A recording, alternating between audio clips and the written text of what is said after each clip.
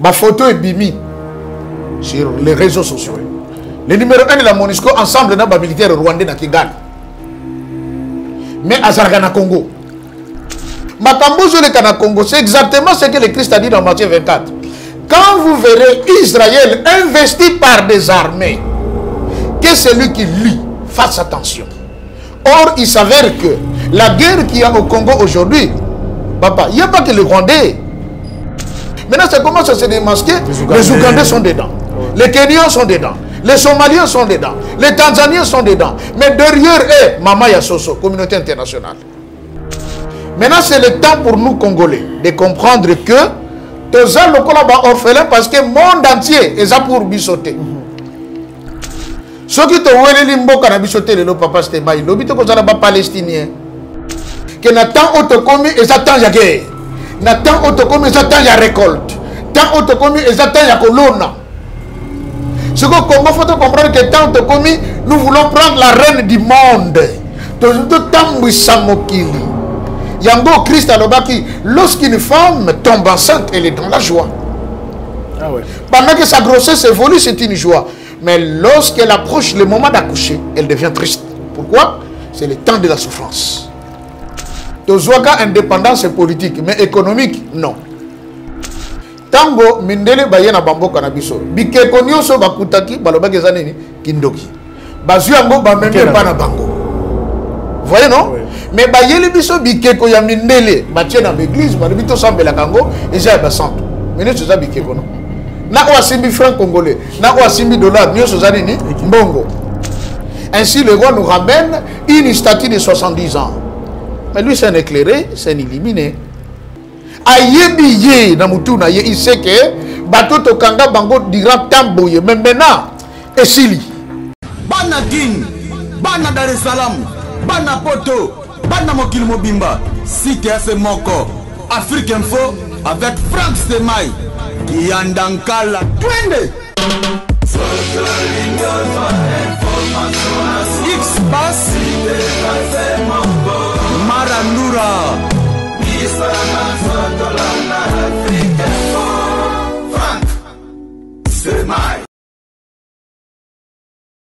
Voilà, Bandeko Balandi, vous voyez, bande annonce Malinga les aura plus pour le cadre de la série des émissions, de bande qui a plusieurs mois. Émission Boyebi, émission Ebosepela Nango partout au monde. Merci pour la confiance au renouveler à chaque fois notre programme Oyo, ensemble bien sûr avec le révérend Kikonga Tiamou Joseph, on a toujours disposé pour nous servir biso. Alors, vous tournez biso la question est-ce que Boyebi est Koufi, est-ce que c'est fini tout aux autres la leçon non Koufité seulement qu'il y avait beaucoup de programmes et Zanangamba pasteur et Zanangamba Nangai. Il y avait tellement de choses qui permettaient que tout ça la Boyebi dans le moment où on a besoin. Mais voilà, nous sommes là. Donc Boyebi continue et puis on continuera toujours parce que Ezali Kambo Tobanda qui est en haut et puis il faut que Yango Tina Soka. Pasteur Joseph faisant un sur la plateau. Pasteur, bonjour. Bonjour, Papa Stéphane. Ah, bien habillé. Hein? Merci, comme vous. Alors, santé, ça va? Oui, pour la zone de la. Très bien. Alors, tout bon de là? Merci. Tout bon de là. Na kombo ya tata mwana pe molimo santo kolo tozongisi matondo mingi na ndengo pesi biso tango na mokolo ya lelo makomi lobi likambo na likambo ezalaka na tango na yango pe yo salaka likambo nyonso malamu na tango na yango pe lelo nde mokolo obongisaki tozala lisusu elongo na mwana pe mombo na yo papa Frank Stemai ndeko moko abengi alobi papa Joseph maye bozali kosala na papa Stemai ezali ndenge moko na etinda oyo nzambe apesaki epai ya prophète Jonas azwaki likambo akende koyebisa libota ya Ninive kasi po akoma kuna akimaki mesuka mbisi nde emelaki ye eke kobwaka ye kuna pe asakolaki maye nzambe alobaki lobiko emonisamaki na mboka Ninive ndeko wana alobi ngai nde naza Jonas Papa Frank Stémai azali mbisi oyo aye kosanza Jonas na Congo. Pona tina ete liloba na yo tata Nzambe eyokana. Kobanda na bakonzi kino na peuple mobimba.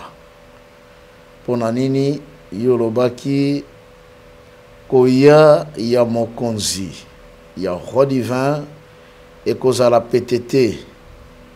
Pambate mingi bakokufa, mingi bakokima pe bakotika bozuna bango. Esengeli peuple Congo bazala préparer na tango wana. Yangono pona kibiso pona koteya libota na yo. To sengi ozana biso lisusu longo. Ute bandelikino suka ya programme ya poko ya lelo. Pesa biso bwanya, pesa biso mayele. Minoko ya biso maloba ezala ya yomoko na kombo tata mwana pe Molimo Santo. Amen. Amen. 24e numéro et émission na bino boye bilelo. Je pense vous êtes très disposé pour nous rendre biso et puis comme d'habitude stylo ezangate au bazan na ba tablette, basta là pour la tablette pas de problème. Alors pasteur, comme d'habitude nous avons une rétrospection. Okay. C'est votre cycle bande de moi temps et délai pour ba me camper pour réagir concernant le 23e numéro. Et Balobine.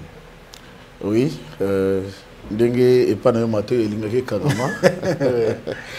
Pareillement chez moi, ti Papa Douda, les frères et sœurs à travers le monde, Babengi.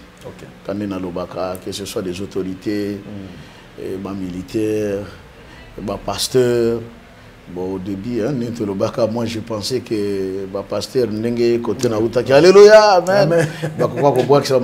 Mais il y en a qui m'ont dit, pasteur, tu nous manques parce que makambo yozo le bona ezoko sungabiso na musala tozo sala. Et beaucoup des hommes de Dieu, que ce soit dans les réveils, bandeko protestants, néo, ils m'appellent. Pasteur, bon, ngape tata kimbanga bimela kingai. J'essaie de donner la ligne de conduite à suivre. Donc, bandeko vraiment, bazaki na bosenga, tozonga les ensemble dans le plateau. Donc, on a Nzamba Biso, comme on et voilà, nous sommes là. Très bien. Merci beaucoup. Alors, Bohim de Salara, tu vas toujours sa parole na pasteur. Mais après, il va beaucoup plus expliquer bien que l'émission où ils ont l'intérêt néné. Raison pour laquelle bon a un programme différent, c'est quand même sur le plan réalisation, on a parce que tu peux vraiment intérêt makasi pour les aller sala beaucoup plus yanzam des créateurs nabiso.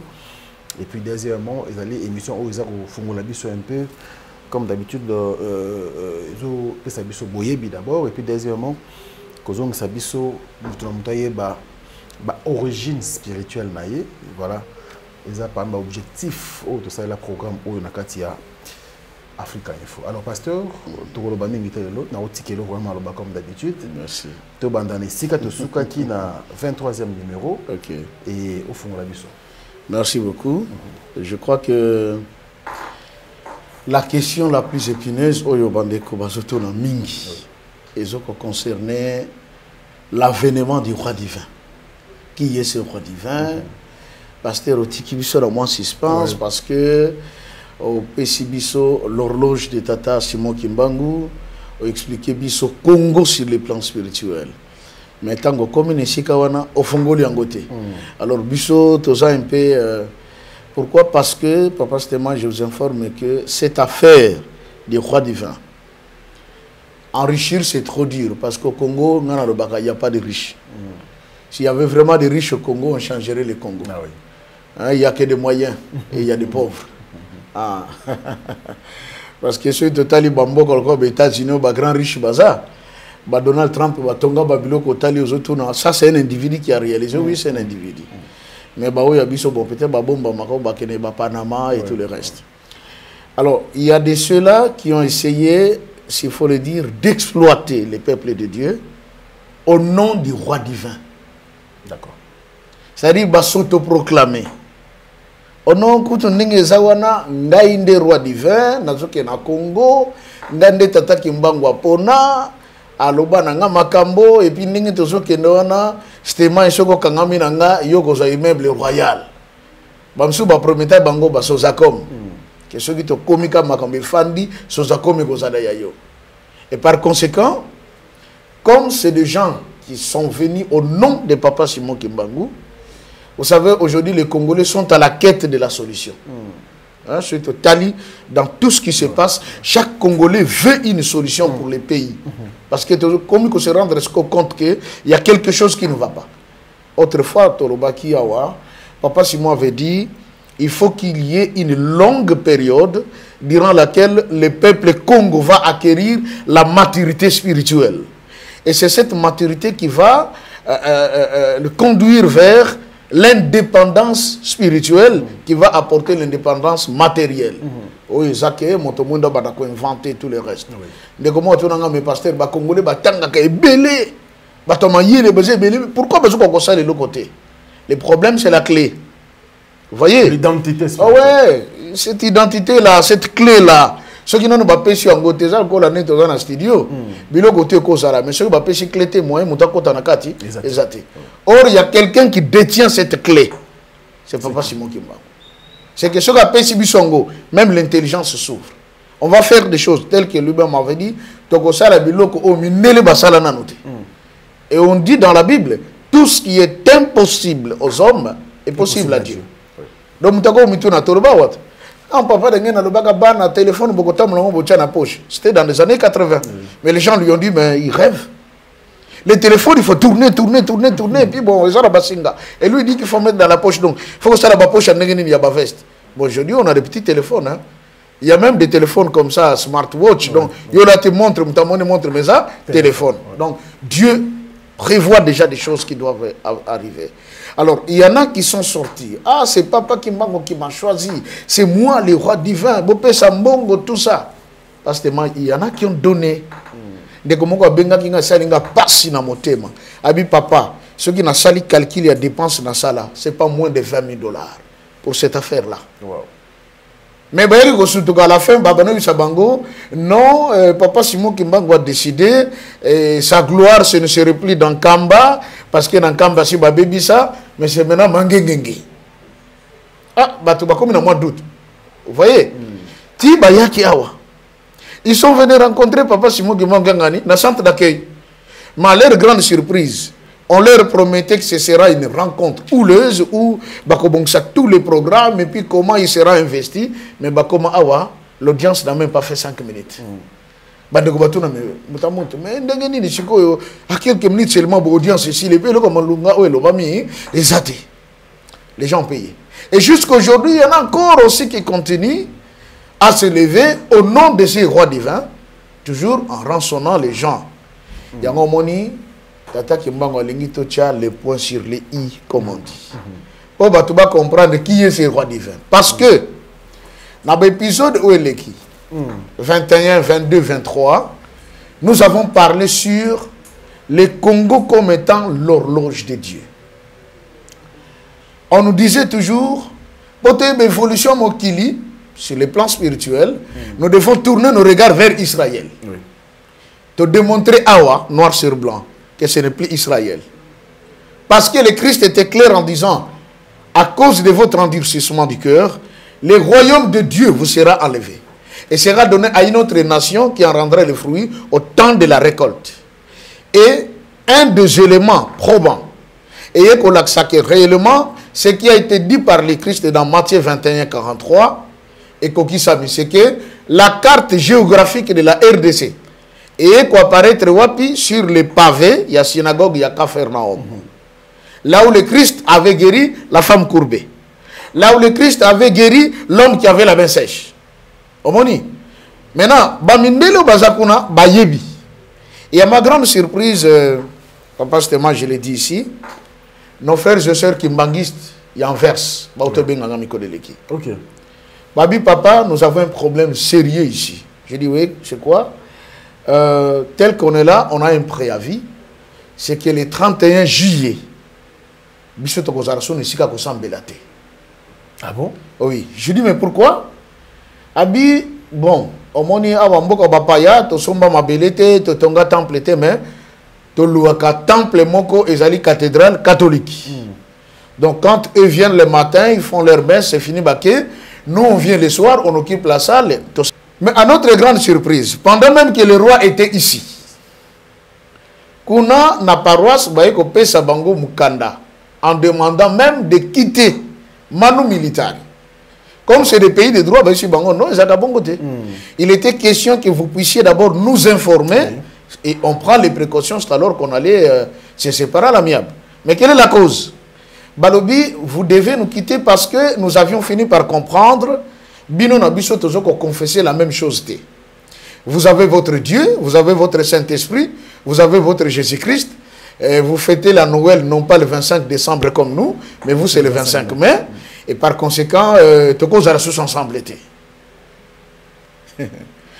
Non, simplement parce que, d'abord, tu as là des détails, et là, bien écrit dans le document. C'est des gens qui ont compris. Bah, comprendre qu'on avait aliéné ces gens pour qu'ils nous suivent. Mais malheureusement, maintenant, leurs yeux sont ouverts. Ils sont arrivés au point où ils comprennent Bazalaka Banani. Par conséquent, moyen qu'on manipule Bango le Soussou, les athées. On se sépare. Dans le Bakawa, Papa Simon Kimbango Tango a Koufi à Sekoui, ce que les gens ne savaient pas. Il est à Paris à Loa, à Fandina Bayekoli pendant 2 semaines. Ouais. Et l'une des grandes prophéties à Tikela Bango, à l'obina maman Mikala, oh ya sakana 12 ans en 1921 bakanga kiye à cause ya makambatata Kimbango alobi yoko kufa lelote. Oko yamba ba afro descendant, bakoko na bino batekama bakena en Amérique, yo mutoko yamba bango tango bakoya pour la première fois en Afrique na Congo. De deux, oko kutana na mokonzi ya mine. Akotambwisa Congo makozala mwana muke makoya elongo na bapaya o bakoya ko vanda na Congo. Pe abakise la ye alobi boye kuna liboso tozoke nda lobi siko na bango nyonso. Tokotika la kaka na lingomba moko o ekotambwisa mokili. Le kota pe koloba moko, pouvoir politique pe moko. Donc le véritable nouvel ordre mondial selon Dieu. Or, pour que l'église soit unique, c'est que cette église, si elle est dans l'ensemble des autres, elle doit sortir. Oui. Et le mot ecclésia, qui est en français église, en grec, ecclésia signifie l'ensemble de ceux qui sont tirés hors d'eux. Le bazalaki nakati, babendi bango, bache bango mopandi. Basali, église. Mise à part. Mise à part. Ainsi, l'église kimbanguiste faisait partie du conseil écuménique.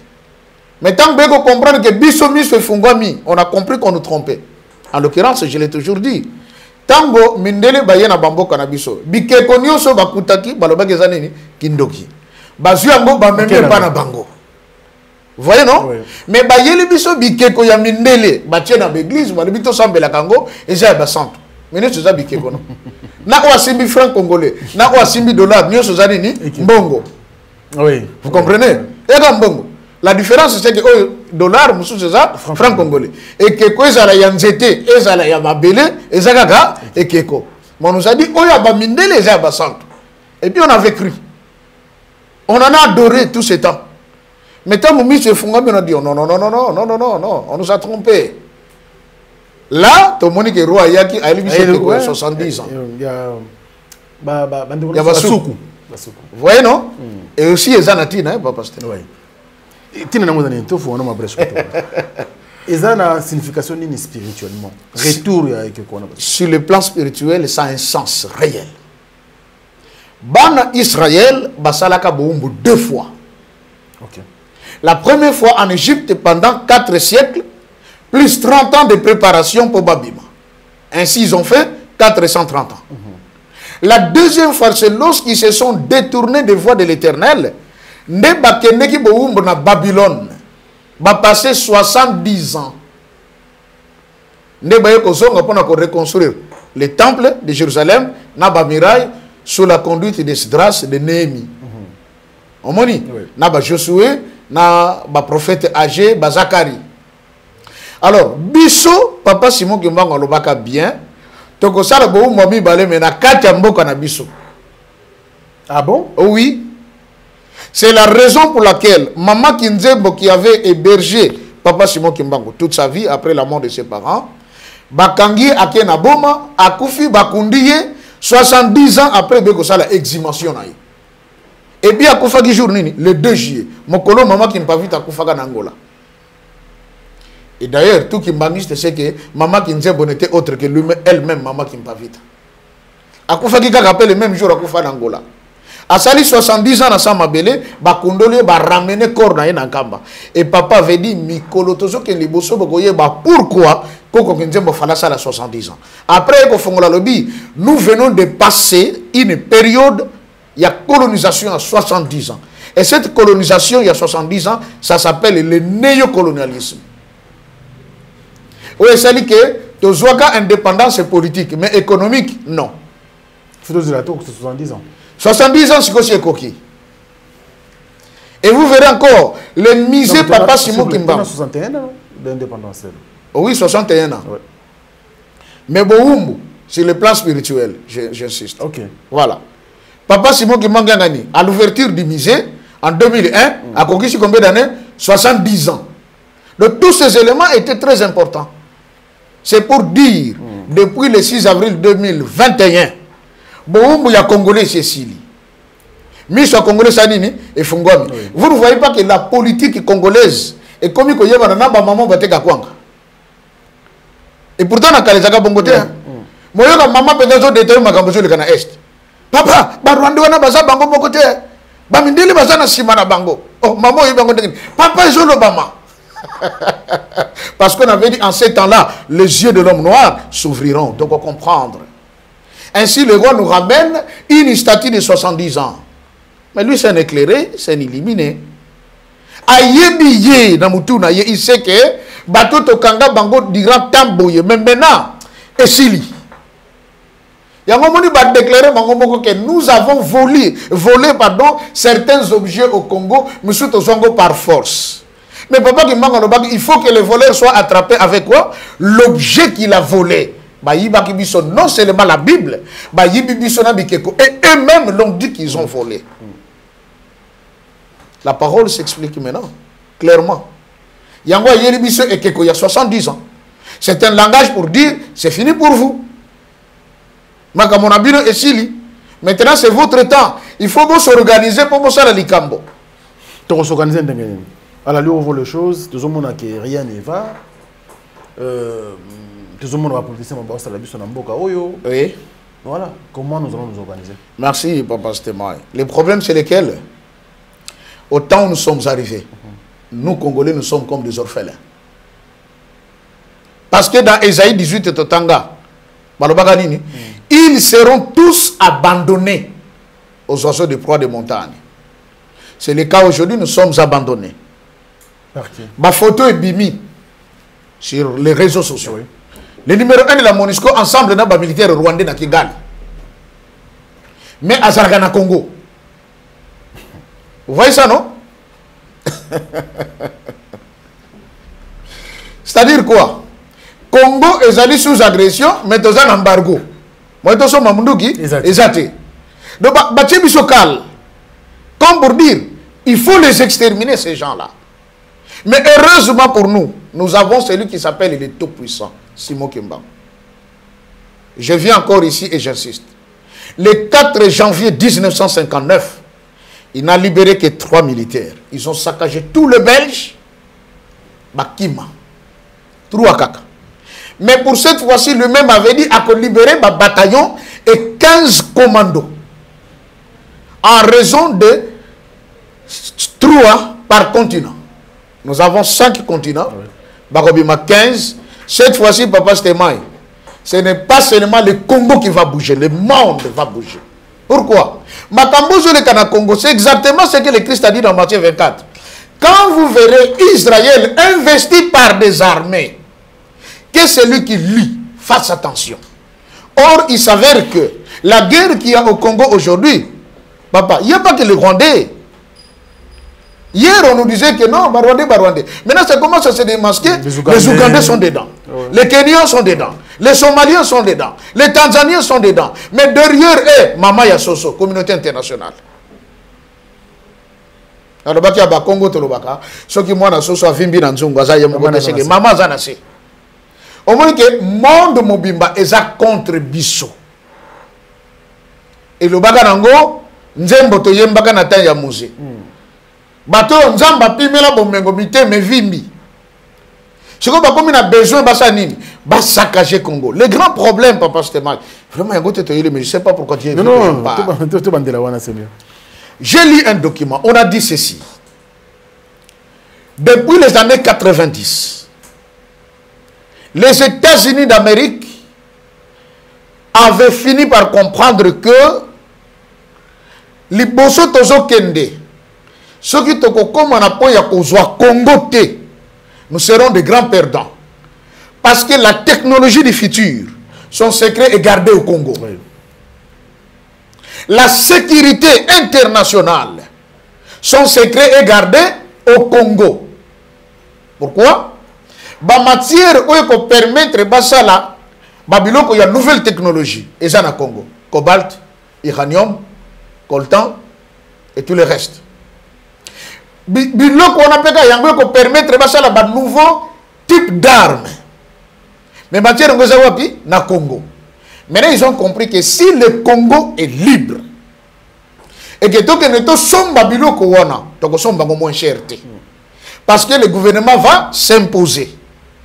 Tant que nous sommes moins cher, mboka wana et que ça va devise ebele. La conséquence, il y a risque que le Congo devienne la première puissance mondiale.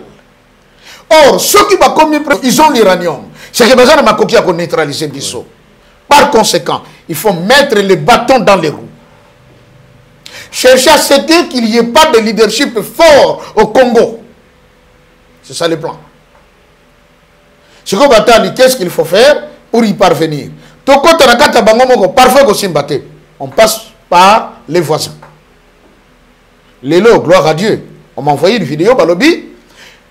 La réserve fédérale américaine a été sanctionné par pays où ils ont pillé illicitement l'or du Congo. Batangi na ba Ouganda na ba firme nyonso wana. Maintenant c'est le temps pour nous Congolais de comprendre que tous les lokola ba orphelins parce que le monde entier est pour bisoter. Personne n'est pour nous maintenant. Et tous sont contre nous. Parce qu'ils savent que si on laisse ces gens-là, ils vont nous diriger. Mais, le 10 septembre, Tata Simon Kimbango Tanga Sisi discours na ye, Otogo Yekola, na Banzansanda.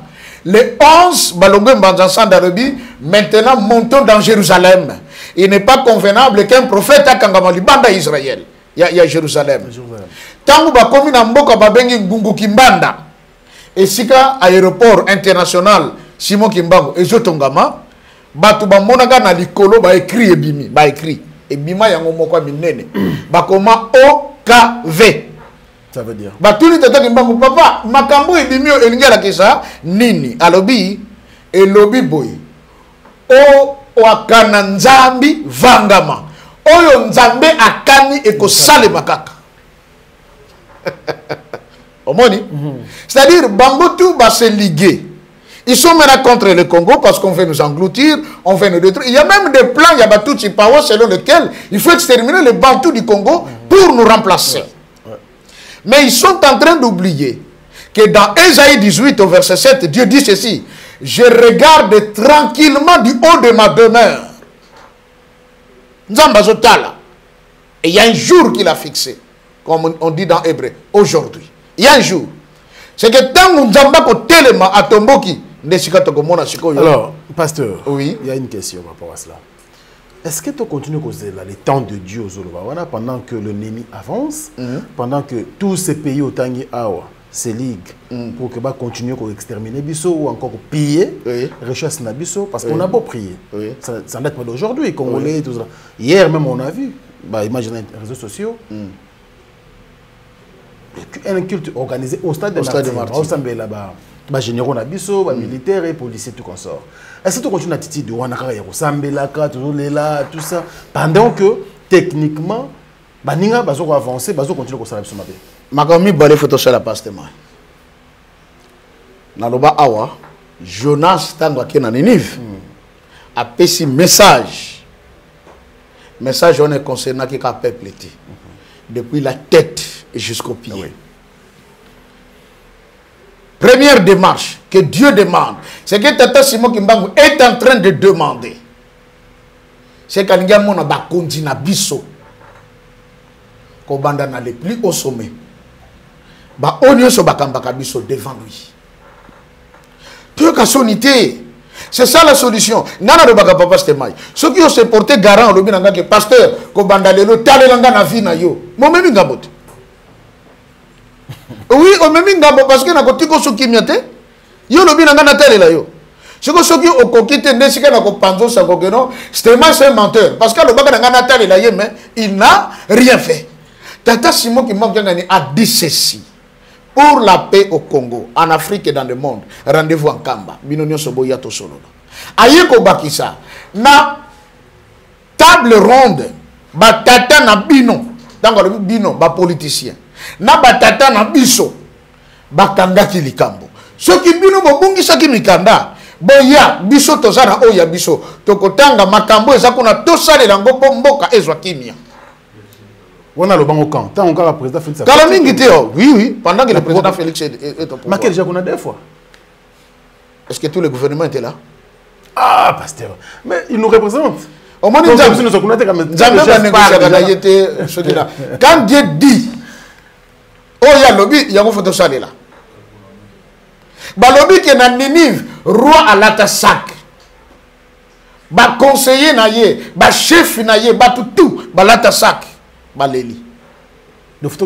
Deuxième des choses, c'est que nous, Congolais, tu comprends que tu es comme un orphelin, la seule chose qui va nous aider de sortir du gouffre dans lequel nous sommes, nous devons d'abord nous aimer entre nous et aimer profondément notre patrie. Parce que ceux qui te combattent dans la trahison pour les intérêts abdominaux, voilà ce qui tue. Vous voyez, non? Okay. Les guerres intestines. Parce que le défaut de nous, Congolais, ceux qui ne se retrouvent déjà quelque part, c'est fini. Or, lorsqu'on arrive à décentraliser même les pouvoirs, ou l'argent, l'économie et tout le reste, c'est que chacun va se retrouver. Dans ma famille, papa, c'était mandé que nous avons au Bongi, que nous avons toute la famille bataille à Kakayo, et que nous avons la charge. Pasteur, s'il vous plaît. Déjà, le Cameroun, entre parenthèses. Oui. Pour Oyebi que c'est difficile. Oui. C'est possible, mais c'est difficile. Oui, c'est possible. D'un niveau de comédie. Ok. Alors, tout le monde a un premier point. Tout le gouvernement, ça veut dire en commençant par le chef de l'État, oui, qui est le tout dernier ministre. Ok. Tout le gouverneur de la ville. Mais pourquoi pas? Mais tu retournes dans un camp. Non, mais c'est pas grave. Le temple a une capacité de 37 000 places assises. Moi, je viens sonner la trompette. Justement. Parce que Nazali sentinelle en Zambie. Toi, tu n'as pas mon condier, moi, Kende, parce qu'il y a des papas Nabiso. Il y a des représentants Biso Congolais. C'est le tout premier des Congolais. Oui. Le chef de l'État. Ça, c'est clair. Alors, soit qu'il y ait mots comme ça va. Oui, c'est aussi important. Balandi Biso, Mokonza Kende. Oui. Asa la langue, papa, c'est moi qui m'a envoyé. Peut-être. C'est la solution. Oui. C'est aussi une solution. Ouais. Parce que dit-on qu'il n'y a jamais eu de mauvaises troupes, il n'y a qu'un mauvais chef. Mais si le chef est bon, c'est que la troupe ne sait pas comment. Parce qu'il faut dire aussi une chose, le kimbanguisme, hein, la religion en question, est critiquée. Ça veut dire, depuis du temps de Mobutu, qui nous le temps de président Félix, le kimbanguiste travaille toujours à pouvoir en place. Oui. Pourquoi toujours solution? Kaka les longs de toujours solution.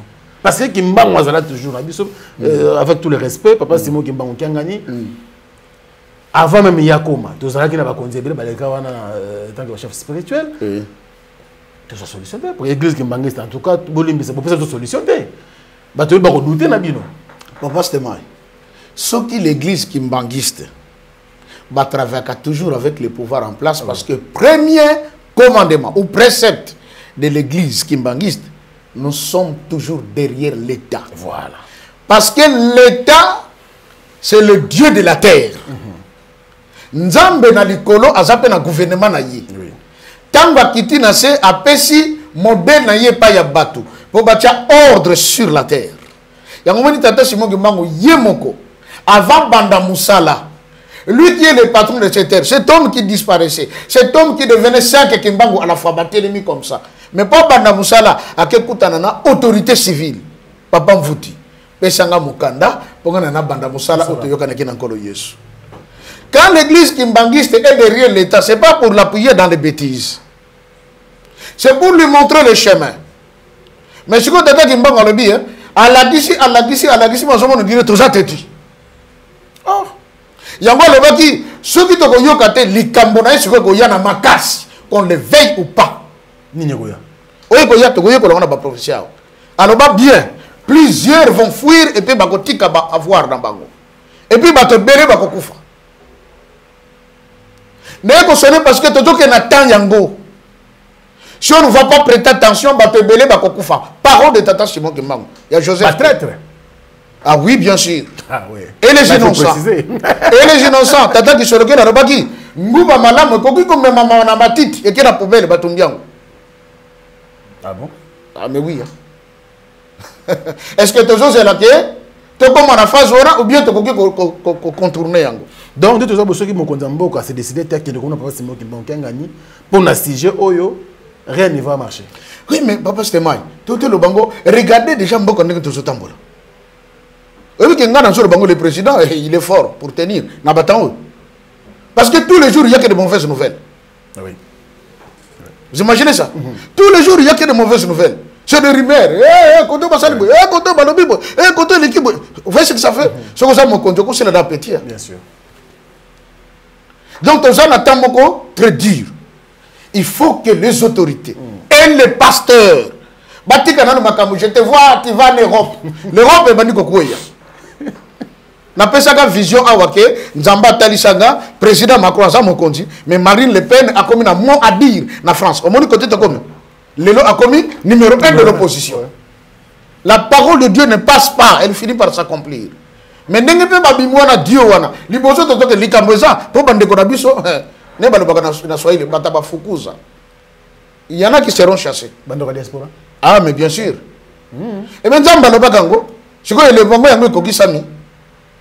Nana ndima Marine Le Pen a comme en opposition. Mais comme c'était la parole de Dieu, elle ne peut pas passer. Tout que vers les Cambo.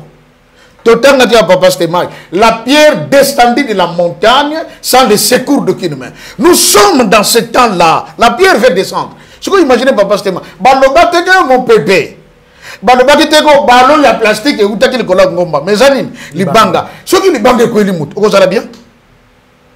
Et le Christ dans Matthieu il dit cette pierre, celui-ci écrasé. Il y en a qui seront écrasés par la pierre. Devons attendre ce temps. Bisonno te dit que libanga me ko bimela koto. To sa capable ko lobana mutu loboko ko tindi kangono. Guinée yango attention koto yo. Donc pour l'instant toute cette stratégie nuance dans nango. Que ce soit militaire, que ce soit politique, que ce soit église musulmane tout ce kanano, tout est la voie Simon Kimbangu ngani. Vous assurez que tu as la solution. Que la stratégie militaire.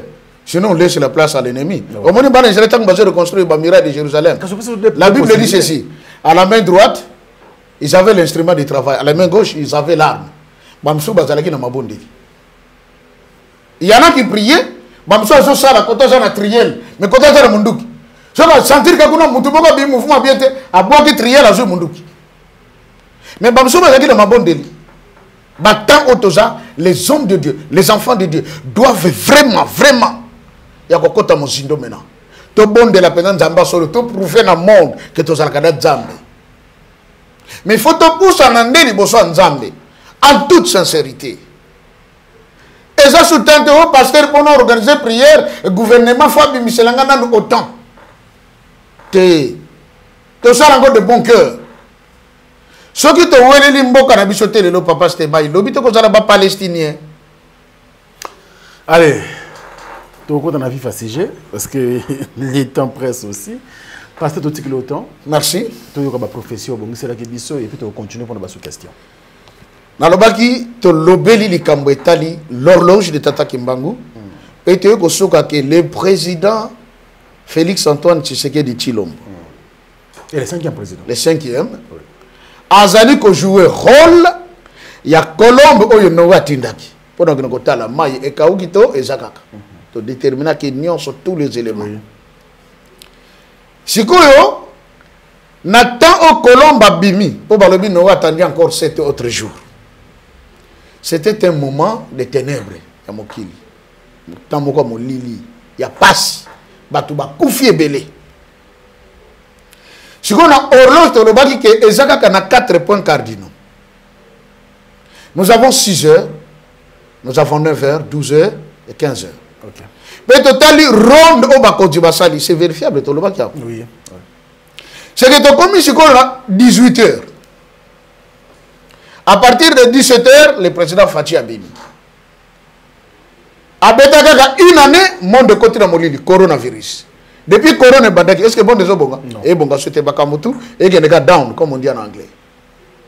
Si tu as commis soir, or soir ce qui est et que vous me la soir, parce qu'on dit, quelle que soit la durée de la nuit, le jour où le soleil finira toujours par apparaître. C'est que toujours qu'il est vers le temps où le soleil doit paraître. Et pourtant, dans la Bible, on dit, alors se lèvera qui? Le soleil levant. Dans Daniel chapitre 7, auto décortica autrefois. Tout le monde a dit que, après le 4e, Naye et Bimaki la petite corne. Après la petite corne, on a dit quoi?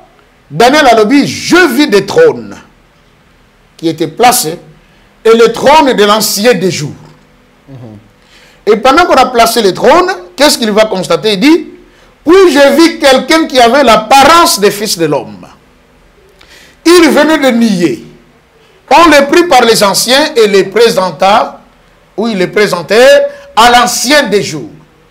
Et l'ancien des jours lui donna la gloire, l'autorité, la domination, le pouvoir sur toute langue, toute tribu, tout peuple, toute nation.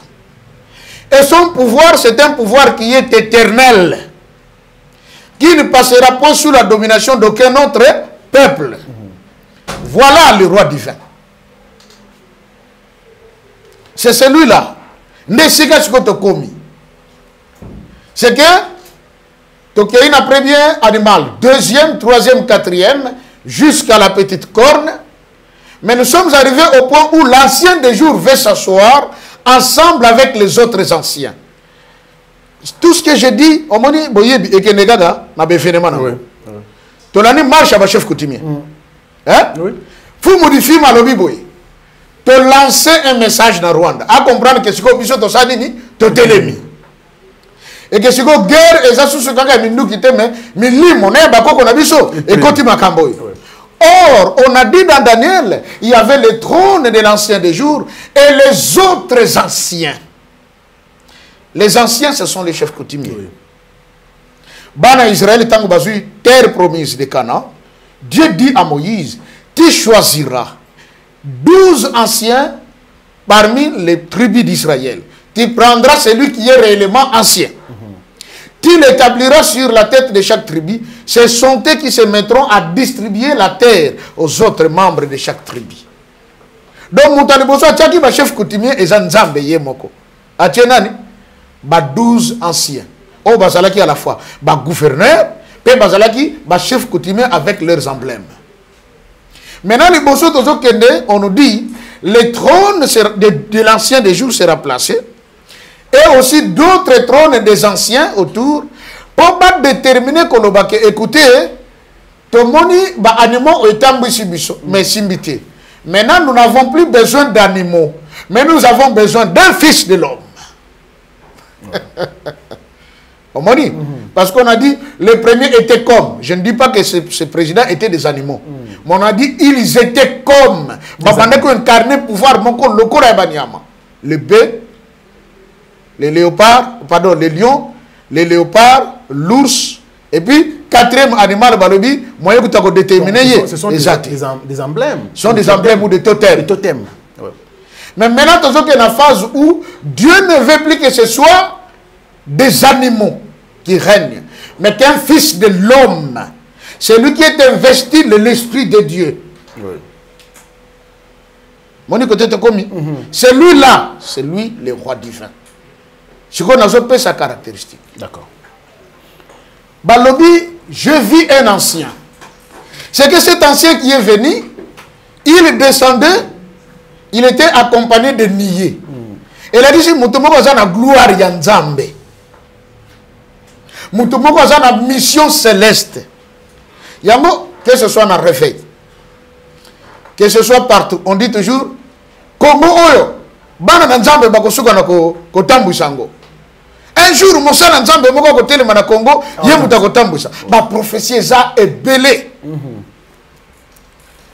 Les 4 messagers, Baloba Yango, le prophète Mentel, où a prophétisé dans le palais du peuple, Alobaka Yango, Tata Simon Kimbango, Kala, Aloba Yango, Daniel, Basakola Yango. Donc, c'est lui qui vient comme roi divin. Ce qu'il est comme un chef coutumier, c'est faux. Ok.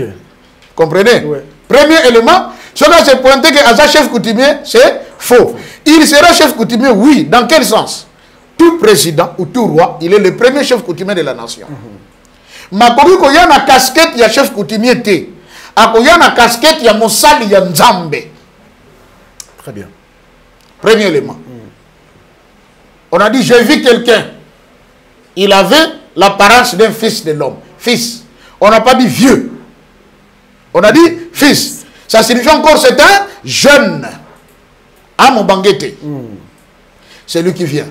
Le pasteur Roland Dalo avait prophétisé. Alobi, le Congo ne connaîtra pas l'âge d'or avec l'actuel président. Mais lui, il est venu pour préparer le chemin. Mais c'est celui qui vient après lui qui va amener le Congo vers l'âge d'or. Oui, c'est une vérité parce que c'est lui qui vient après lui, c'est le roi divin. D'accord. Et ce roi divin, c'est celui qui va incarner le pouvoir de Daniel chapitre 2. La pierre descendue de la montagne sans le secours d'aucune main. Balobi, cette pierre avait frappé quoi? La statue, à partir de ses orteils. Si manango statue sanini, ekouei. Tango ekouei et panzani morceau. Mon peuple ya Oria et emporté ba morceau wana. Tomoni na robaki corona et bandeli wapi nazi à l'Orient. Tango eye ekouei sur l'économie mondiale, makambuto sanini et baby. Tu comprends déjà que ba particule ya ke ko bandeli ja kokende. Nouvel ordre mondial. Qu'est-ce que cela signifie? L'ancien système mondial, ezokende, politique mondiale, ezokende, l'ancienne technologie autozosalela, ezokende. L'ancienne connaissance autozanango, ezokende. Makambo sikande zoya. D'accord. Yango tata Simon Kimbango na lobi, tozokota moka ya sika, mokili ya sika. C'est-à-dire makambo tout eza ya sika. Comme dit la Bible, je vis de nouveaux cieux et une nouvelle terre. Si le roi divin, tant que téléma, à côté en action, n'attend pas de côté dans le millénium. Liwa est télémi. Résurrection des morts de Gosalem. Bawe Bazoya. Tant que c'est quoi, n'a pas tout bazana bomoy, Togo Sangana. C'est là que va s'ouvrir le pouvoir du 3/4. Oh, tout le monde va inventer parce que nous serons en contact avec d'autres esprits supérieurs. Oh, bakendeki bazongeli biso. Très bien. Ndesika papa le bagaranga mutamutu na tango wana a médecine yo yekole ko kufa nango. Omoni. Oh, on a zalaka maître avocat, makamno se gosila parce que conflit et gozalate. Mais qu'est-ce qui va arriver? Tous les méchants vont disparaître. Comment? Dieu seul sait. Phase de Zokin. Ah ouais. Et maintenant, Tata Kimbangu, na calendrier na toujours, a pesibiso chronologie yamba. Le lomoni le kola tozo ki motin de na bandeko. Fallait te pêcher cette grande introduction pour moko na moko à zonga dans les bains à comprendre. C'est que le 10 septembre 1921 à Banzansanda, bato balobaka Banzansanda et yaki ndenge nini. Pourquoi bakolo batika nkamba mais bazolo ba Banzansanda. C'est que Papa Stemai, le 6 juin 1921, Papa Simon Kimbangu, na kata colline Yankamba, a osala ba miracle na ye, azoteya, a pesi parole de connaissance. alobi bana na ngai bobongama ndenge toza awa boye mongona si atomboki mindele bazo abazo ko kanga ngai mais loko na sengi bino bozala na kimia nyonso bakosala bino botala kaka na misu Pour réagir. Moutazongisa te que personne ne réagisse. Ça n'a pas tardé, M. Morel débarque. Naba militaire. Baïba Kangatata Simon Kimbango. Ah, moi riposte bandi. Ah, Gakwenda ko, akokendete. Ah, Masasi bandi. Soki militaire a beti Masasi ta. Na mutakuta mina nkaba. Na tio ya munduki na kano. Maibi mcho. Magamba este, ba mai. Ta, cha, mai. Ribo tu nini to beta Masasi ba kufate. Moko ba militaire kande saliye akangi tata Simon Kimbango. Na bimisaka mbeli po achaye. L'ange est sorti du safoutier. Où ils allaient juste place colonne yasuka ya temple ezali. Abotoli tata Simon Kimbango na maboko ya Angelu. Pardon ya militaire. Abwaki akeko ko ya côté ya Kendolo na Mwanza Kienga. Baluka Kimbango boye bangoni lusute. Il y a même un vieux qui m'a dit que moko ba militaire abetaka meni na yena Angelu plus même ko yaka alokotaka. Et puis batali na se carte moko ko ya ba koma chiffre 52. Ba belge bazwango photo ezali ezati na musée. Ba keneki na ba no yebatele pourquoi. Nzokande le chiffre 52 c'est la base de l'écriture négro-africaine Mandombe. Et bimeli awa neto lo bakila font passer.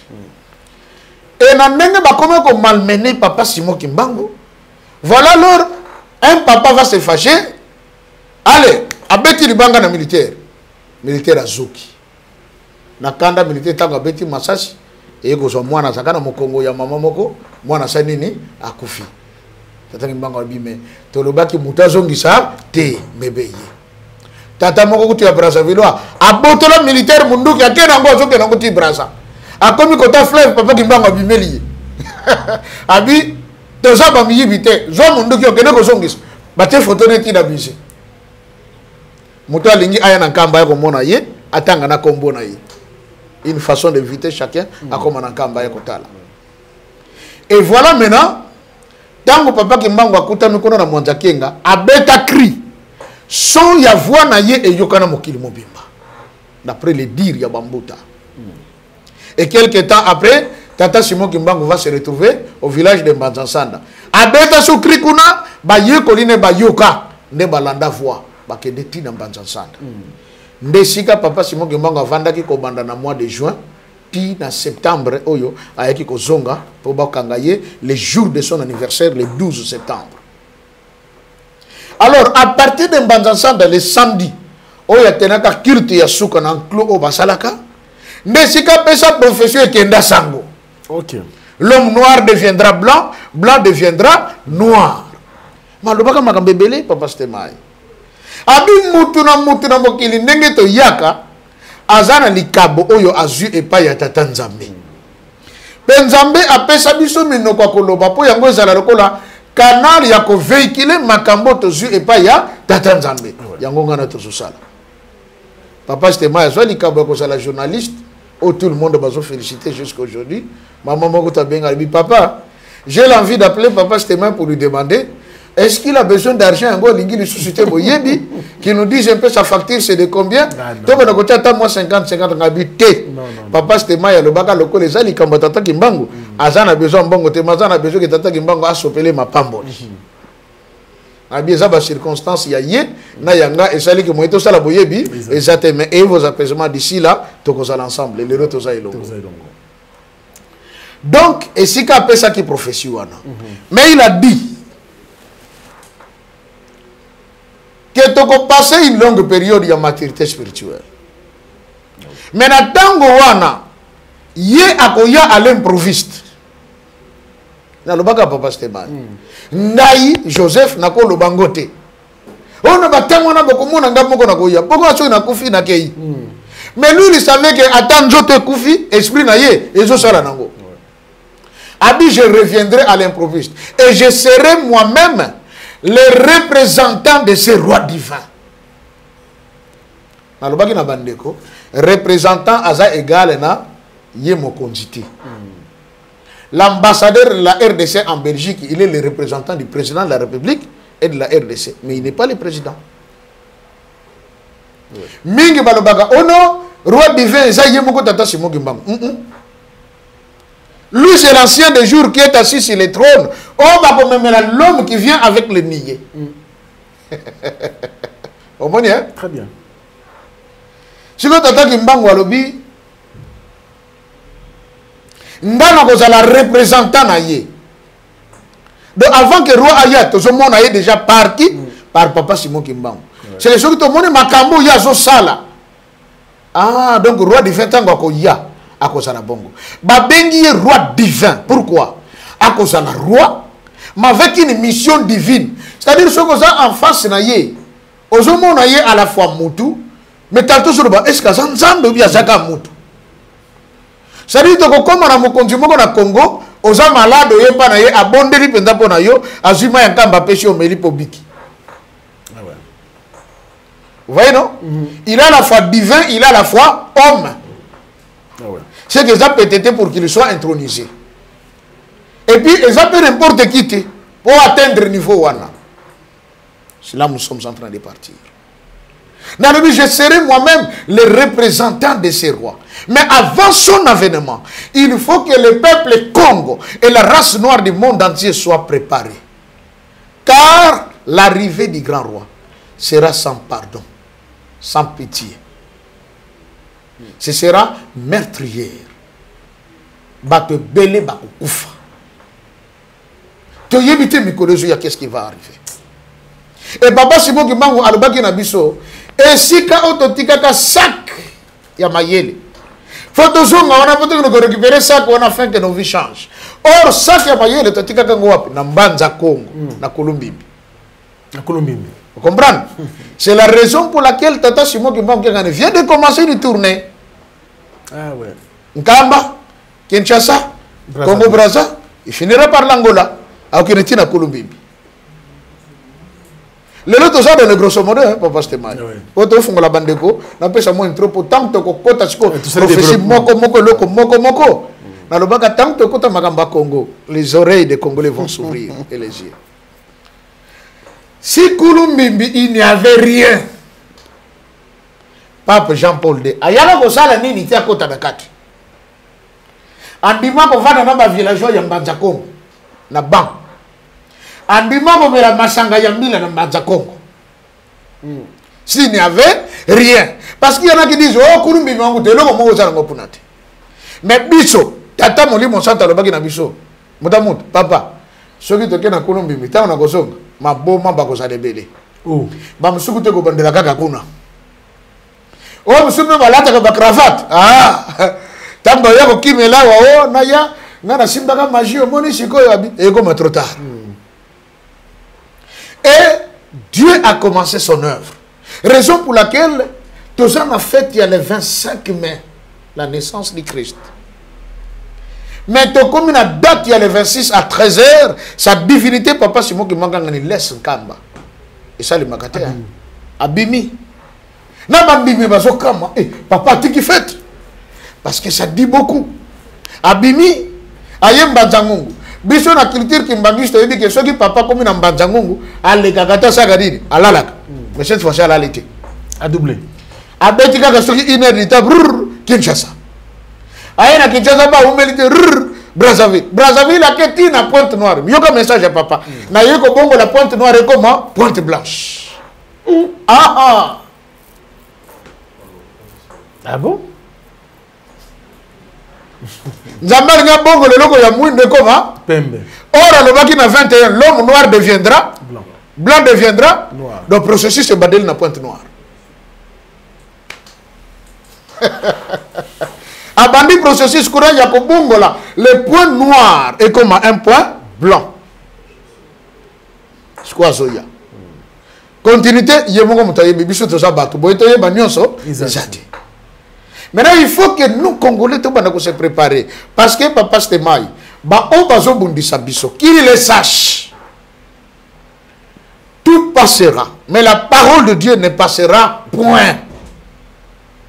Balinga, balinga te, toko tambu samoki. Balinga, balinga te, Congo et Kozala au-dessus des nations du monde. Parce que c'est une décision divine. Yango Lobaki, continuez à lire la Bible. Quand la profession. Oui. Au travers de ces écrits, vous découvrirez quoi? Les mensonges de ceux qui sont venus vous apporter ces livres. Ok. Bande comme on a découvrir l'ancienne Bible africaine cachée en Égypte. Nous aurons notre propre livre sacré dans lequel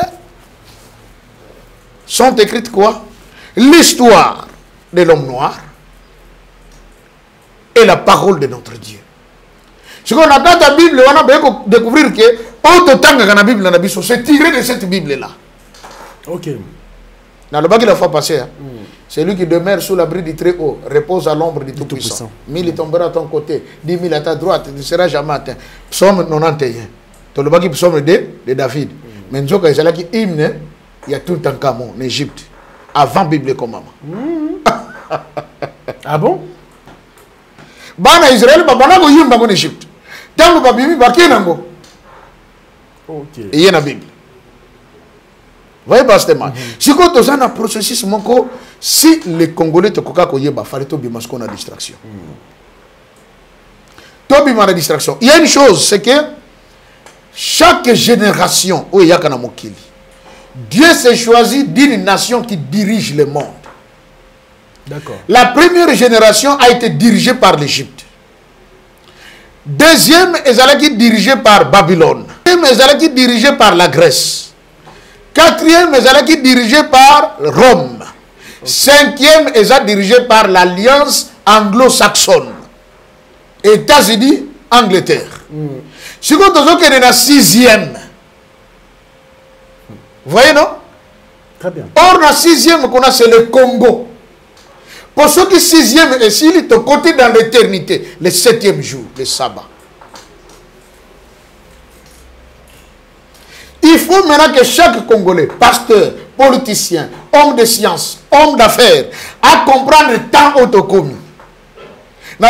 La tribu d'Issachar, dit la Bible, était la seule tribu qui savait faire la lecture des temps. Pour savoir ce que devait faire Israël. Que le temps autocomis, ils attendent la guerre. Le temps autocomis, ils attendent la récolte. Le temps autocomis, ils attendent la colonne. Ce que Congo faut comprendre que tant que nous voulons prendre la reine du monde.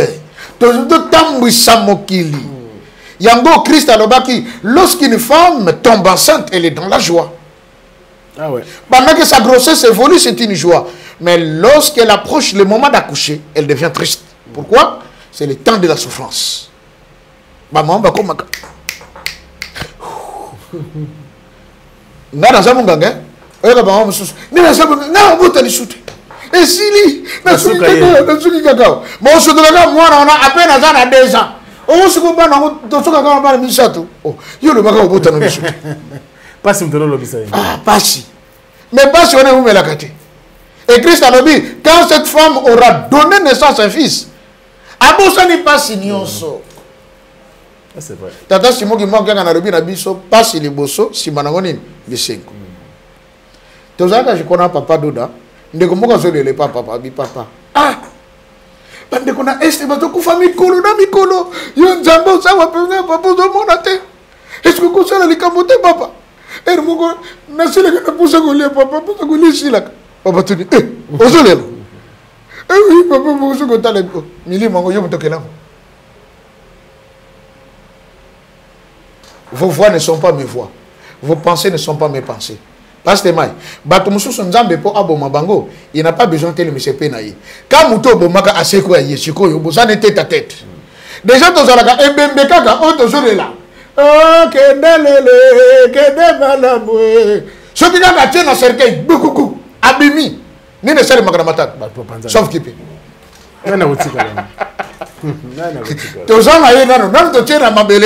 Le fait qu'à Sekui, sauf qui peut. Et bon, on y a Kenda à Zonga à côté de Nanda. Papa qui sur lequel nous avait dit bana nanga bomi to misate. Banda ko bino boko somba te. Boko zongo ya kozwa. Po bakono nango bako libérer yango. Bansu batongi banda ko na makila bato. Bato na bako zongo bako ya ko réclamer. J'ai pitié à bato bazo tonga na basimetiero yo.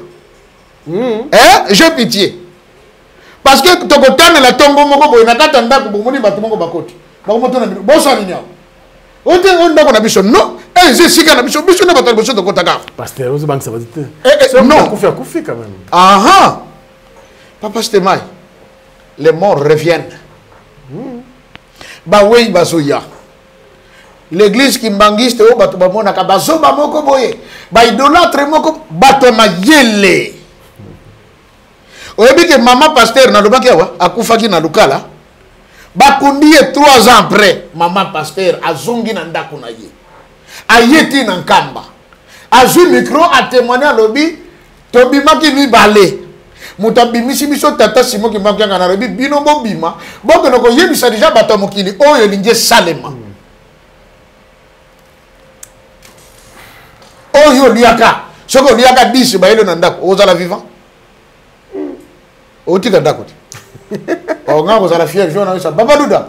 Tobeta tourna na mon frère na pona ta 4 ou 5. C'est ça la vérité. Sikoyo batu oui bandeko o bato kufa bandeko o tata kimbango avait tout dit. Na lobi lelo nazo ko introduire makambo etali les prophéties. Tokozongela ngo tokenango eloko moko po moto moko bana mbuta bo yebi pena to ngezo na bata 1000 ans. Oh. Tata Simon Kimbango alobaki à quoi sert-il à l'homme de faire du mal à son prochain du moment où au dernier jour de sa vie aza incapable de ranger à mon sapine moko na kata cercueil. Nyango tozo sala. Ya on a le bi otobima na makambo toza nango nous devons voir l'amour envers les prochains, l'amour envers la patrie, totika trahison. Ah ouais. Mbongo kozwango tokotika yango. Ba papa na biso maréchal ba somba banda ko na ba poto etikala. Batika ba société ba compte etikala. Mukona ko ya kozonga parce que yeba kozonga na ye. Tous les morts reviendront, non? Les uns pour le jugement, les autres pour la vie éternelle. Ouais. Oui, pasteur, Babyloko Lobarao, et ça, Babyloko Moko, très sensible. Oui. Et puis, oui, boye bizarre, très suivi, surtout la diaspora. Ok. Bateau, bateau réfléchir, mais surtout, le gloire à Dieu, Kondi, la commission européenne émission à Bango. Oui. Parce que l'on a beaucoup plus, lumière dans la zone et les zones d'ombre. Beaucoup diront, ou se poseront la question, et là qu'on ignore, et l'Obama, toute prophétie ignore l'Obama, n'a pas Simon Kimbango, pour Namboka Nabiso, ou aussi Salama, tout et même solution, n'a pas sûr que nous avons Namboka Nabiso, pour que, oh, il y a toujours une prophétie, ou toujours là, qui est cause du concret. Merci. Là, je pense que ce n'est pas avec le temps, si nous saurons briefer tous les autres éléments, nous avons une prophétie. Qu'est-ce qui est déjà les autres réalisé prochainement parce que ok. Nous avons la prophétie du 17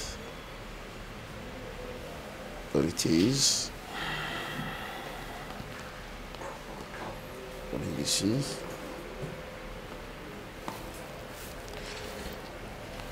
Bon. Prophétie, il y a le 17 août 1922. 1922 22. D'accord. Moi, je pensais que tout le bilango Mikolo Zoya, mais comme la question a été posée, on va en parler. Oh, ouais, c'est mieux, il faut classer la biso parce que. Ok. On comprend la minute. Prophétie du 17 août.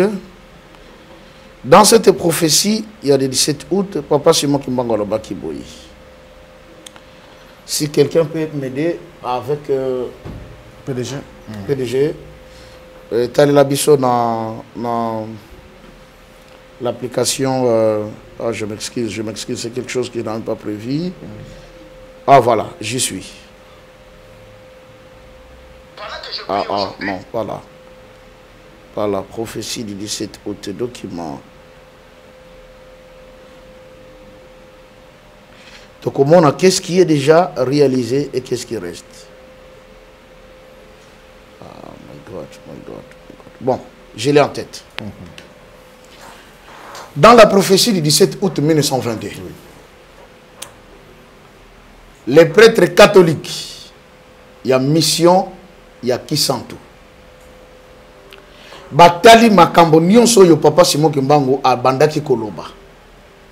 Les œuvres qu'il a accomplies. Bah il faut comprendre que ça c'est erreur pour combattre. Babi non, c'était une grosse bêtise. Cet homme est un véritable envoyé de Dieu. Ce qui te dit c'est une bolimicité. Danger cause à la pona biso. Parce que M. Jennings oyo bah il faut combattre Tata Kimbangu. Il est responsable na Kisantu wana. OK. Ba s'apprêter, ba louer avion, ba kena Katanga na Elisabethville. Kokutana na papa Simon Kimbangu. L'application Adobe. Quelque chose comme ça. Tango bakomi. Barbi biso te ko mona yo parce que to yebi ke ozali pena motinda mi ya Nzambe. Et que makambo izo lobana ozo sala. Soki mutona Nzamba sana yete moya salango ezate. Yango to yeto mona yo to sengo bolimbisi pe oyebisa biso lobi ekozala ndenge nini. On a Congo, on Afrique pe mokili mobimba. Tata Kimbangu alobi na bango boyi. Congo ekozwa deux indépendances. Pobilaka eza ya solo et outé pa ya Nzambe. Dans la première indépendance, c'est que Motomoyindo akobenga na mondele na mabele ya Afrique et ya Congo. Mindele nyonso ba yaki ba eko konza Afrique pe ba eko konza Congo bakobenga na bango bakokende. Mais ça c'est par la puissance de Dieu. Abakisi Mukonzi ya ba Belge oyo aza na bokonzi lelo na mikolo zoya akokota boloko makobima boloko wana na nguya ya akota prison na Allemagne mutakene ko bimisa ye papa Simon Kimbangu baye ko zoya na avion na Katanga le biboke na bino na zoya bakomi na Belgique Simon Kimbangu déjà présent na Belgique. Bon c'est que roi bi bover na kimia akena Allemagne na prison souterraine na Katamai abimisi roi ayena na Belgique.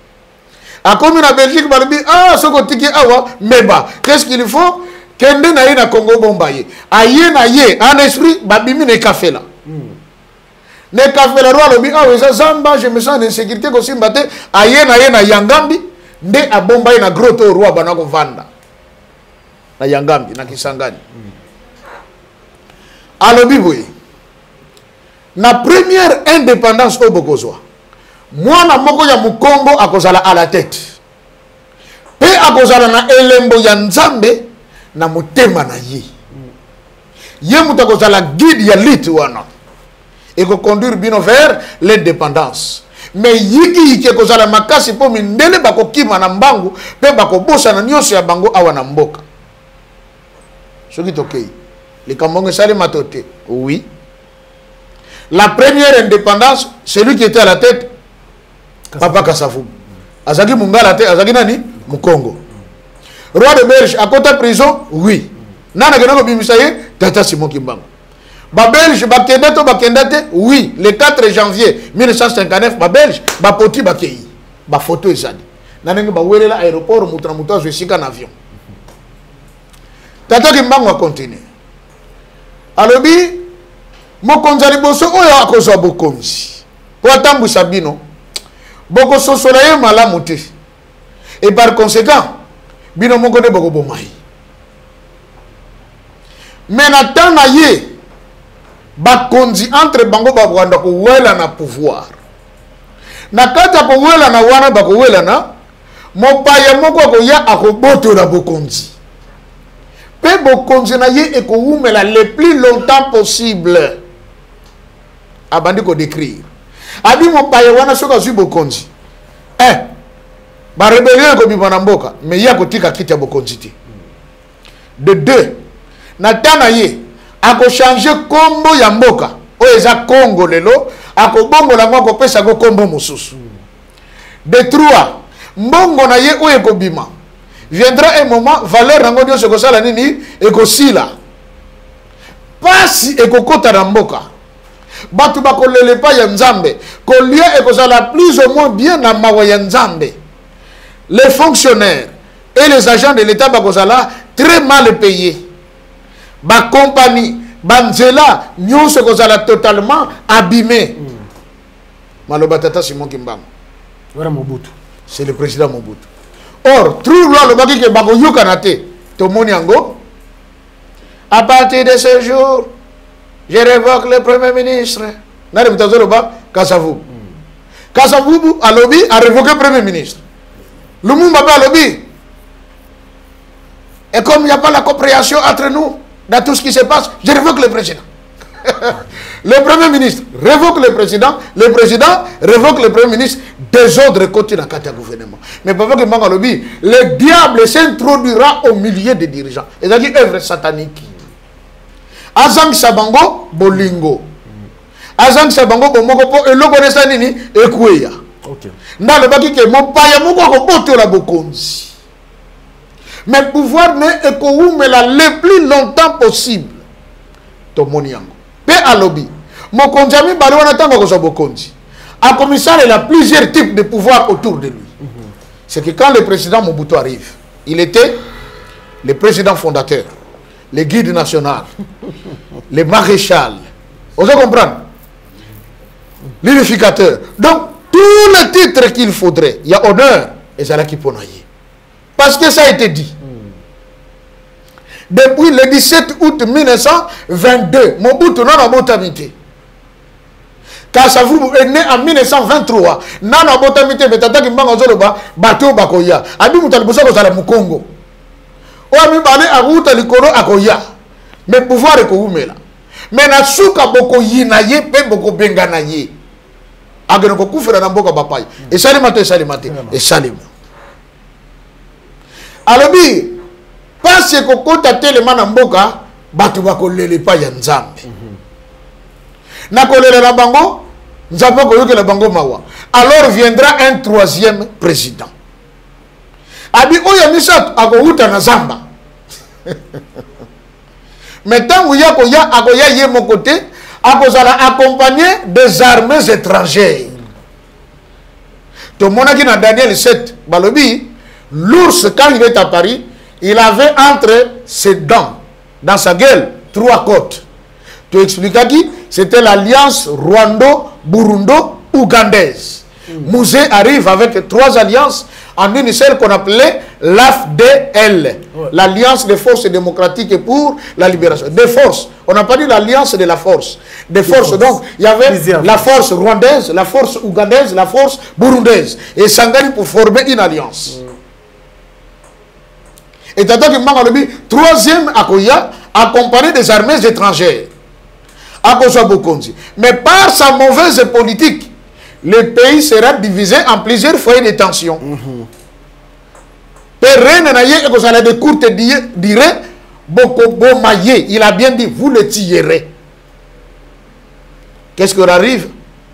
Mouzé est arrivé avec les Rwandais, les Burundais et les Ougandais. Par la mauvaise politique, Mboke Koti, na Mobulu. Qu'est-ce qui se passe? RCD Goma, Akangi Est. RCD KML, Kunana Est. MLC, Akangi Équateur. Omoni. Koto Epe Nakata Kinshasa, à l'époque, l'opposition IDPS est grave. Moussa Zoko gouverner Mbokati. Nakata Bayiki Ikiwana, ça ne tenait pas. La parole s'est accomplie. Il a été assassiné dans son bureau. Ndenge tata ki manga lobake bokobo maye. Reine na ye ko sala ya courte durée. Azubo continue en 97, en 2001, il nous laisse. Papa qui manga kobi dans la même prophétie du 17 août 1922.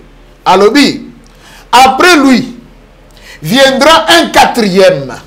Ah bon? Ce n'est pas moi qui l'ai dit, Tata Simon Kimbangu. Viendra un quatrième qui sera un étranger. Maloba Tata Simon Kimbangu. A cause la parmi bateau bakoya na troisième. Pe a cause la mwana muke. Ok. Tangu ya cause bokonzi. A cause la devoir ya ko réunir d'abord mboka. To ko réunifier mboka. devoir à Kozanango. Et qu'est-ce qu'on a vu? Le Raïs arrive, il prend le pouvoir, a proclamé Gaborone, après Sun City. Kuna na Sun City ne bake ko soit mokano balobi bon. Comme mot que ça déchiré, il faut zonga moko. Alors moi j'accepte de partager le pouvoir. Toujours que dans le système il y a Grèce, il y a Gala. Donc on va faire la formule 1 plus 4. C'était lui le président, accompagné de 4 vice-présidents.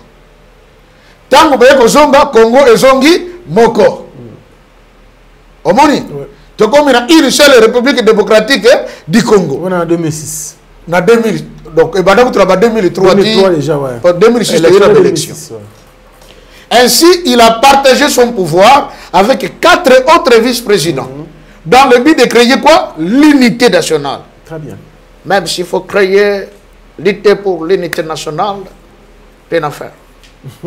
Le Congo restera un et indivisible. Dès que Mobutu Aloba, il n'y a pas le biango. Et on dit, Papa Simon qui continue, à l'obi boy. 4e temps qu'on soit bokonzi. Botala nini ko sale manamboka. L'insécurité sera partout. Kuluna eyeka. N'attend 4e. Oui.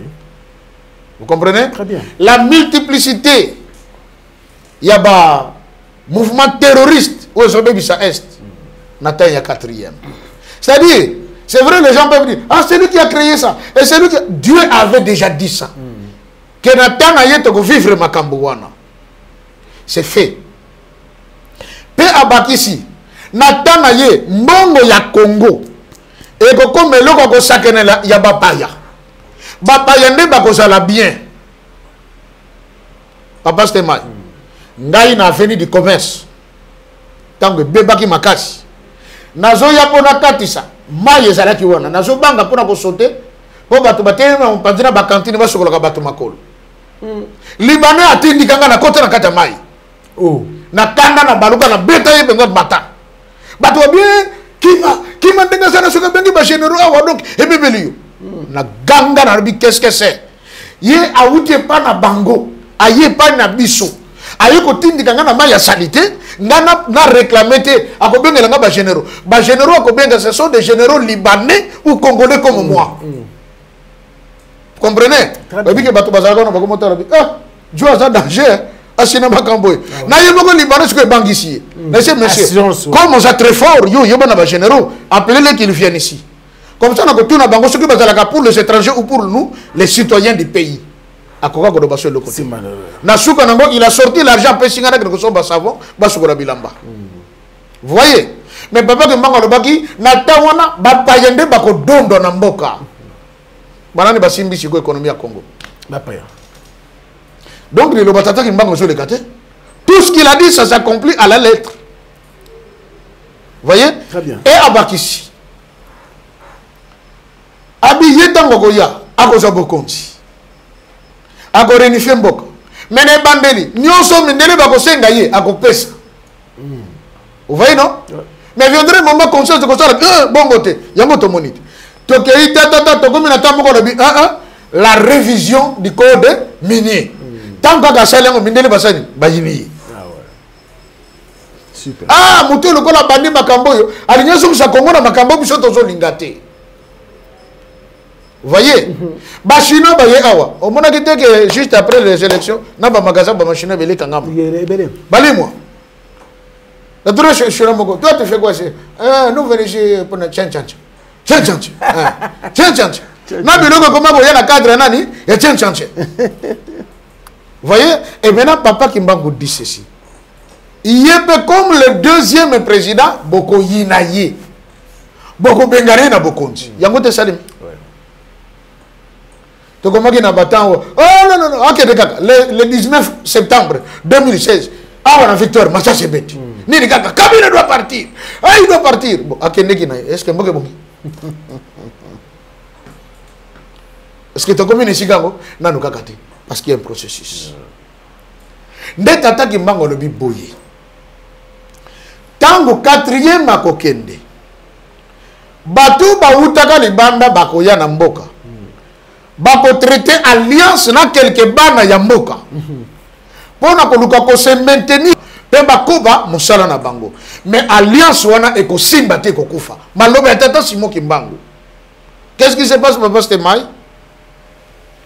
2018 le 23 décembre élection. Oui.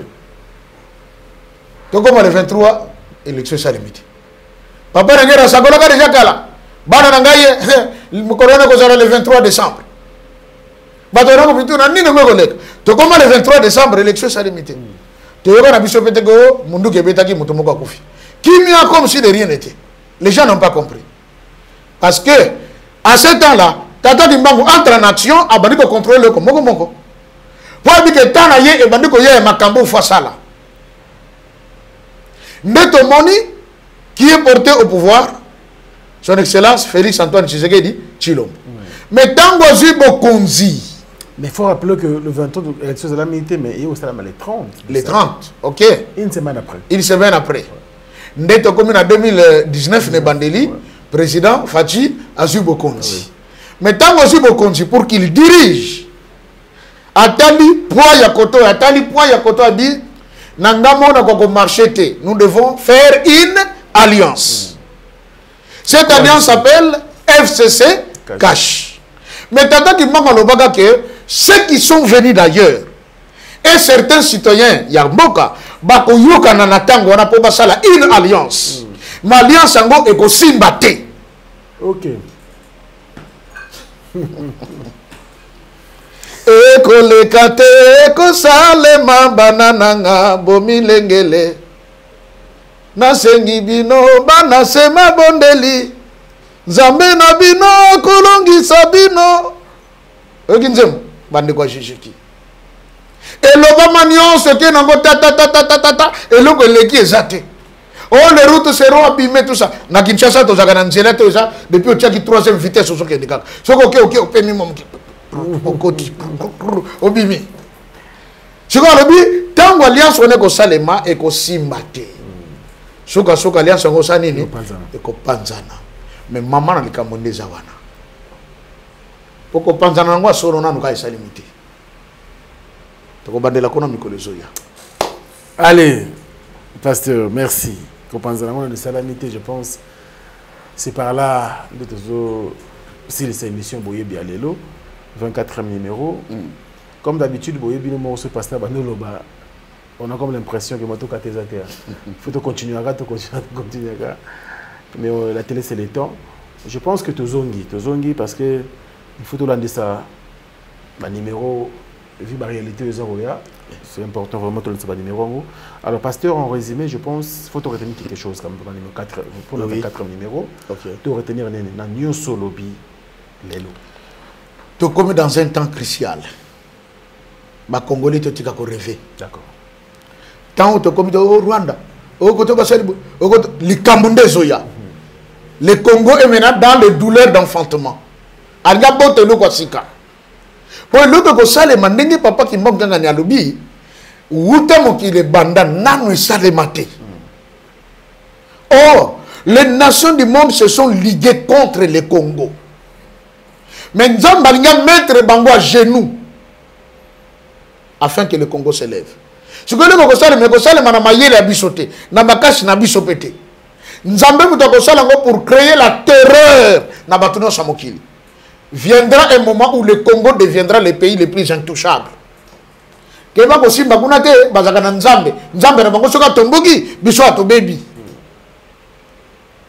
La gloire de Dieu, c'est de cacher des choses. Maintenant, nous avons dit ça. Yango papa d'engenda lobaki kozala arbitre eza esengo. Pour les bosso to zokende likambo ezali. Siko ba Congolais tozala distraité. Ba Congolais tozala na bomoko. Oya solo. Biloko ba parti politique ezali kona mangomba bapaya. Omoni mangomba yango divisa biso. Lokola yo zala na trinité, ngana zaka na résurrection. Moi to yo kana peza bien ezate. Et pourtant tous ensemble la nzambe moko kombo ne Yesu. Or bakoko na biso bazaka na religion te. Bazaleka na connaissance ya nani nzambe, un seul système. Ils étaient unis.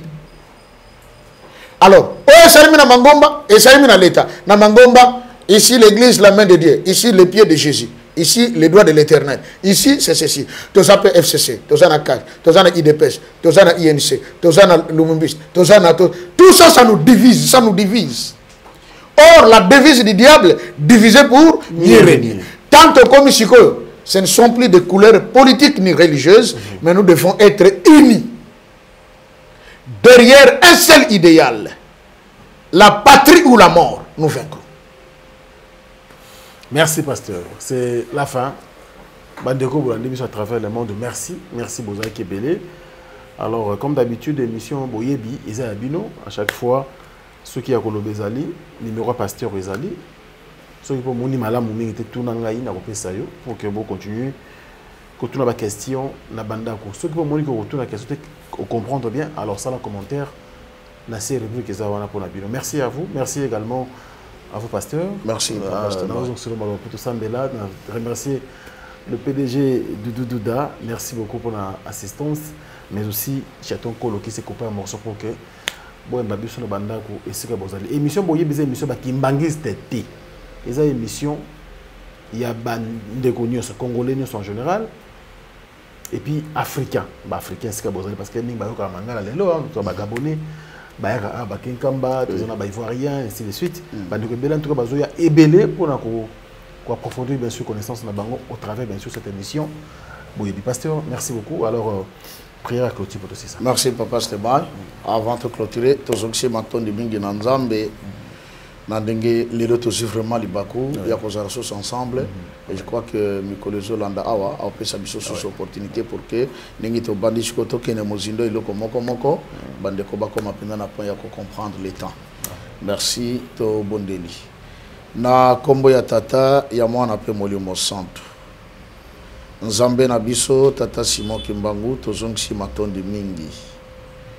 Lelo mokili mozoye bayote. Congolais miso ezali kokangama azomona yote. Nzokande ozali source ya lipamboli ya kimia pe ya esengo ya biso peuple na yo. Losambo nanga mokola lelo ezali osunga libota na yo ya bana Congo. Besi Congo, Bena Congo, à travers mokili mobimba isika moko na moko azwami, ayeba yo, asosola yo, wete Bible lobi na biso polele, tangu tokobona isolele kozonga na mabele ya elaka, pe banso babalusi elongi na bango na oyo bango bachaki de kulusu, toyeba ete tangu ekomi na suka. Lelo tozali komona mayomba zali koleka na mokili et particulièrement na mboka na biso ya Congo. Biso tozana ekimelo mosusu te yonde bomba melo na biso. Makasi ya ngando ezalaka na kati ya mai, makasi ya nzoi ezali na zala na bango, makasi ya biso ba Congolais ezali kati na yo tata Simon Kimbangu. Bana na isolele na tango ya kala. Soki banguna batelemeli bango au moment où même bibunde na bango ezalaki kokokate pona kobunda na bayini makomi talisi biso bakake bandaki kobeta koboma bayini mabange banauta likolo kokuya koboma bayini pe mwange na yo abanda kokita pona kobundela libota na yo ekomami ozalo lenge moko lobi lelo seko na seko oyo sala na tango wana ozali pe na makoki ya kosala yango lelo yango tosengi papa biso tozali faible po mokili eyini biso bakangeli biso nzela baboyi na bango kosunga biso posa na bango ezali tosila biso banso lelo baboto la héritage na yo tata Simon Kimbangu yo lobaki na biso nyonso ekoleka me maloba na yo oyo lobaki le 17 août 1922 ekotika la koleka te tomoni utane bandeli kino ne sika to komi oyo loba oyo esalemi pe oyo etikali yango tozali kozela yango nzambe na biso yonde zwa contrôle ya nyonso mokano na yonde salema moyini ayokisa masoni okombo tata mwana pe molimo santo amen Amen. Bana King, Bana Dar es Salaam, Bana Poto, Bana Mokili Mobimba, CTF Moko, Afrique Info avec Frank Stemai, Kiandankala, Twende. Mix basse